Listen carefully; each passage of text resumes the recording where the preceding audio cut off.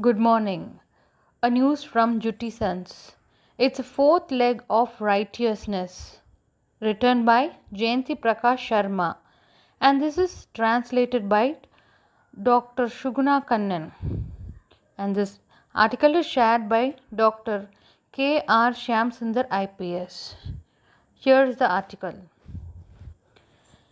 It was early morning when my wife and I boarded the Janmobhoomi train at Visakhapatnam station to attend my friend's daughter's wedding at Rajamundry. The early morning breeze and the train's rocking movement were soporific, and we dozed out until the train halted at Tune. I halted a passing vendor and asked for 2 cups of coffee. I handed over 1 cup to my wife and took a sip. I complimented him on the coffee and asked how much, as I opened my wallet to find that it had only 200 rupees note. Hearing his response of 20 rupees, I handed over a 200 rupees note to him. Don't you have change? He asked as he put down his flask and started searching for change in his shirt pocket. The train started before he could take the change out of his pocket and spend away.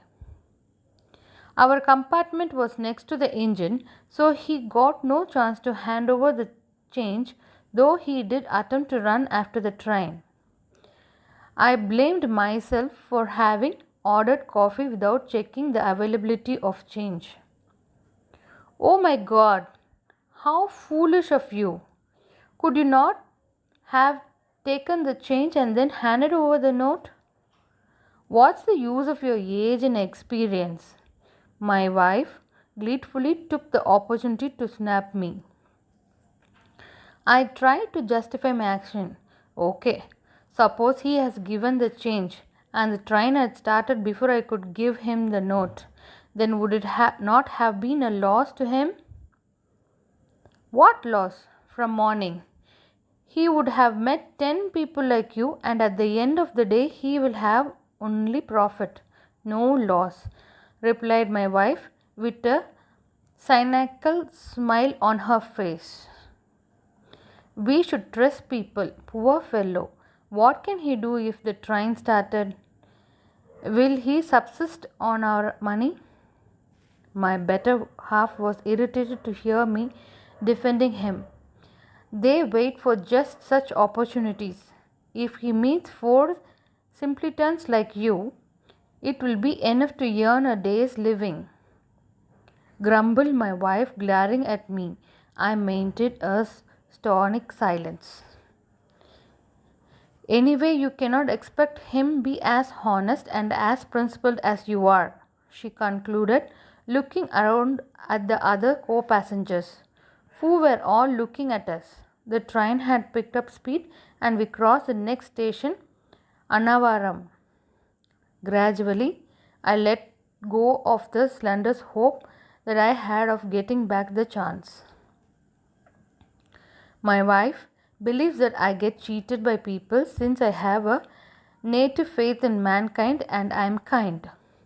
I was quiet, accomplished to being put down by her and being scolded since I believe that she is not correct in destructing others. I strongly believe that we should see goodness in others, and if anyone lacks it, their baseness should be attributed to the environment and condition in which they grew up. I believe that inside each of us there is a potential for both good and evil.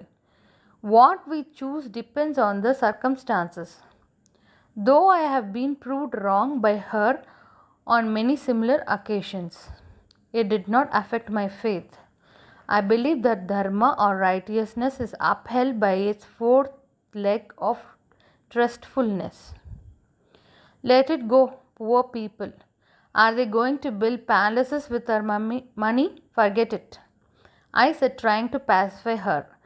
She stayed silent out of her affection for me, and I was in no mood to prolong the conversation. The compartment was filled with many standing passengers. I let my gaze slide outside to the fleeing field. By then, many of my co passengers were looking at me and assessing me according to their perception. Some were thinking of me as a fool, while others were looking at me with sympathy and pity. Some were smiling to themselves about the free entertainment they had enjoyed, and some were curious to see what would happen next. By the time train reached the outskirts of Pittipuram, all had lost interest in us and were lost in their thoughts. It was then that I heard a voice. Sir, was it not you who brought two coffees and gave a 200 rupees note? I turned towards the voice.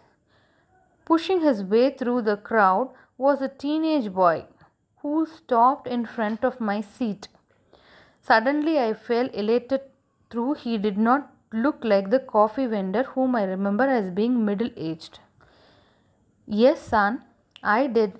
Gave a 200 rupees note to a coffee vendor, but the train sped away before I could receive the change. However, I do not remember buying coffees from you, I said honestly. Yes, sir, but are you the person who drank the coffee at Tuni station? He asked me again. Why would I lie? If you want, you can ask these people here. No, sir. I do not doubt you, but I was just confirming to avoid making a mistake. Saying this, he took out the change of 180 rupees from his pocket and handed it over to me. You are. I am his son, sir. I looked at him with surprise, since he seemed to have guessed my doubt. To be continued tomorrow. Thank you. Voiced by Rashmi.